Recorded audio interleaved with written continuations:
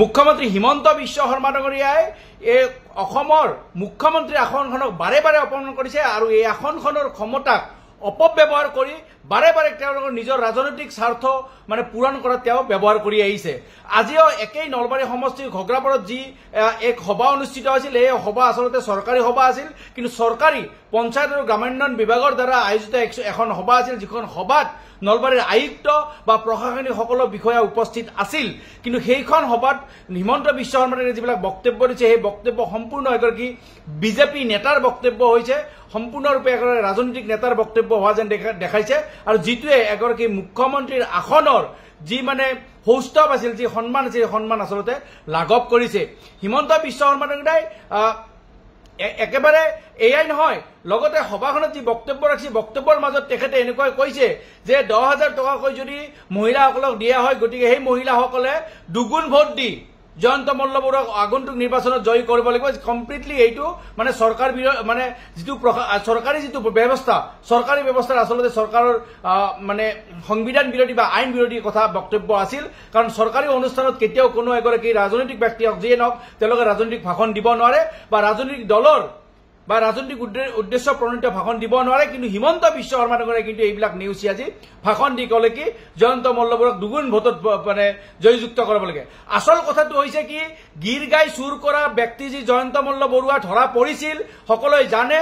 ধৰা পৰাৰ পিছত যে সকলো সমগ্ৰ অসমতে গৰুচৰ বুলি গম পোৱা হৈ গ'ল, ভাৰতবৰ্ষতো গম পোৱা হৈ গ'ল যে হিমন্ত বিশ্ব শৰ্মা ডাঙৰীয়াৰ কেবিনেট মন্ত্ৰী এগৰাকী গৰুচৰ মানে বুলি খ্যাত হৈ গ'ল। তাৰপিছত হিমন্ত বিশ্ব শৰ্মাই তেওঁক বচাবৰ কাৰণে লাগি গ'ল। তাৰে লগতে এই জয়ন্ত মল্ল বৰুৱাই নলবাৰীত মন্ত্ৰী হোৱাৰ সময়ত যেতিয়া মানে তেখেতে দাখিল কৰিছিল কিছুমান তথ্য, তেতিয়া সেই তথ্য মতে হয়তো তেওঁৰ পত্নীৰ মাত্ৰ 80 লাখতকৈ বেছি টকা নাছিল। আজি তেওঁৰ পত্নীৰ নামত 300 কোটিতকৈ বেছি প্ৰপাৰ্টি থকা যেন আজিকালি অনুভৱ হৈ গৈছে। চাৰিওফালে মাটি, তেজপুৰত মাটি, নলবাৰীৰ চাৰিওফালে মাটি, এইফালে ঘৰ কিনি পেলাই শেষ কৰি পেলাইছে জয়ন্ত মল্ল বৰুৱাই। গতিকে জয়ন্ত মল্লৰ দুৰ্নীতি, ভ্ৰষ্টাচাৰ আৰু গৰুচৰ উপাধিটোক মানে মৰিখন কৰিবৰ কাৰণে, তাৰ পৰা নলবাৰী সমষ্টিত বচাবৰ কাৰণে হিমন্ত বিশ্ব শৰ্মা ডাঙৰীয়াই চৰকাৰী অনুষ্ঠান এটাক মানে ৰাজনৈতিকৰণ কৰি পেলাই এয়া মানে একেবাৰে মুখ্যমন্ত্ৰীৰ আসনৰ সৌষ্ঠৱ হেৰাই পেলাইছে। মই মুখ্যমন্ত্ৰীক সোঁৱৰাই দিব বিচাৰিছো, আপুনি যে 10,000 টকাকৈ যে কংগ্ৰেছক কটাক্ষ কৰিছিল, কোনোবাই নিদিয়ে দিব, এইবিলাক যে কটাক্ষ কৰি কথা কৈছে, আপোনাক মই প্ৰথমতে কৈ দিলো যে আপুনি প্ৰথমতে অমৃত কলহৰ কাৰণে কৈছিল যে মহিলাকক 10,000 টকা দিম বুলি, আপুনি দিব নোৱাৰিলে।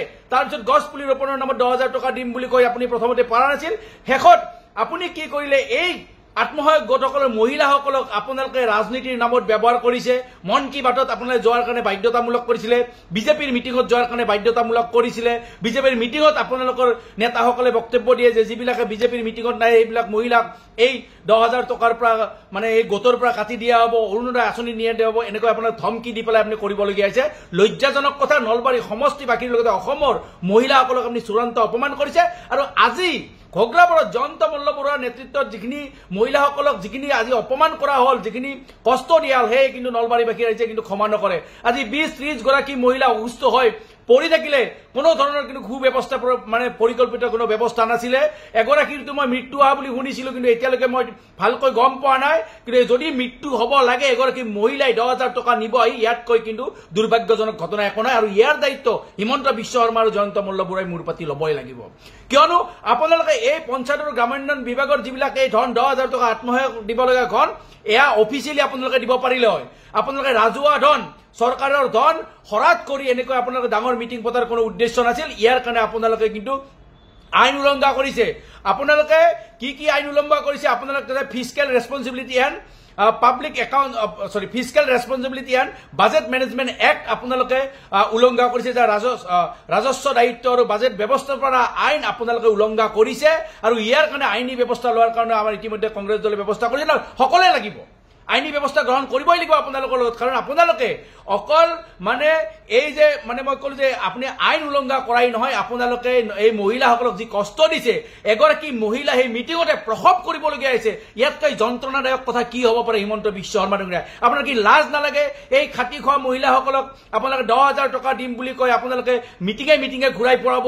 আপোনালোকে চাৰিওফালে মন কী বাতত নিয়াব লাগিব, মিটিঙত নগ'লে আপোনালোকে পইচা কাটিম বুলি ক'ব। আৰু আজি যেতিয়া চাৰিওফালৰ পৰা মহিলাখিনিক মাতিলে তাৰ আপোনালোকে সু পৰিকল্পনাৰ বা তেওঁলোকক সু ব্যৱস্থা দিব নোৱাৰিলে, যাৰ বাবে এগৰাকী মানে অন্তঃহত্যা মহিলা কিয় আহিব লাগে আপোনালোকে তাৰ কাৰণে ব্যৱস্থা কিয় নকৰিলে এগৰাকী অন্তঃহত্যা মহিলাই গৰ্ভৱতী মহিলাই কিয় আজি তাতে প্ৰভাৱ কৰিব লাগে যে ইয়াত কাৰো বেদনাদায়ক কিবা কথা হ'ব পাৰে নেকি মহিলাসকল এতিয়াও মানে চিকিৎসালয়ত মানে চিকিৎসাধীন হৈ থকাটো আসলে ইয়াতকৈ দুৰ্ভাগ্যজনক কথা নাই আপোনালোকে আসলে ক্ষমা বিচাৰিব লাগে আপোনালোকে আইন উলংঘা কৰিছে আপোনালোকে বাৰে বাৰে কৰিছে 14 আগষ্টৰ দিনা আপোনালোকে নিজৰ সভাৰ কাৰণে আপোনালোকে কি কৰিছিলে ই ৰিক্সা এইবিলাক টাউনৰ ভিতৰত সোমাব দিছিলে কিন্তু এই সাধাৰণ ই ৰিক্সা চালকসকলক কিন্তু নৰমেলি আপোনালোকে টাউনৰ ভিতৰত সোমাব নিদিয়ে যেতিয়া আপোনালোকৰ ৰাজনৈতিক স্বাৰ্থক হিদ্দিৰ বাবে আপোনালোকৰ কিবা প্ৰয়োজন হয় তেতিয়ালে আপোনালোকে সকলো আইন উলংঘা কৰি আপোনালোকে নিজৰ মতে কাম কৰে আৰু যেতিয়াই মানে আপোনালোকৰ ৰাজনৈতিক হিদ্দি নহয় ৰাজনৈতিক হিদ্দিৰ কথা নাই তেতিয়ালে আপুনি দুনিয়াৰ মানে চাৰিওফালৰ পাই সাপ আপোনালোকে ৰাইজৰ ওপৰত জাপি দিয়ে